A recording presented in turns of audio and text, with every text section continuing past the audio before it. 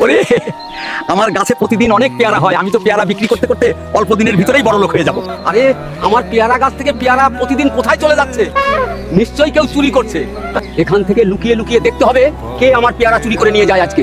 ওই চোরকে আজ হাতে নাতে ধরবো। আশেপাশে কোথাও তো দাদুকে দেখছি না, এই সুযোগে পেয়ারাগুলো নিয়ে পালিয়ে যায়। আজকে আমি দেখবো এই কবুতর আমার পেয়ারা নিয়ে কোথায় যায়। এই তো বাসায় চলে এসেছি, তাড়াতাড়ি ঘরের ভিতরে ঢুকে পড়ি।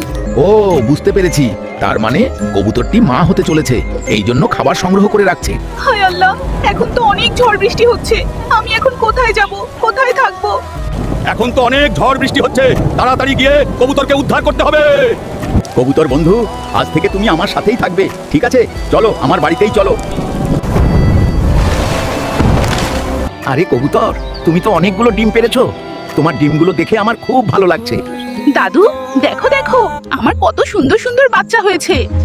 দাদু, তুমি কাঁদছো কেন? আমি কাঁদছি কারণ সবাই আমাদের ভিডিও দেখে, কিন্তু অনেকেই লাইক সাবস্ক্রাইব করে না।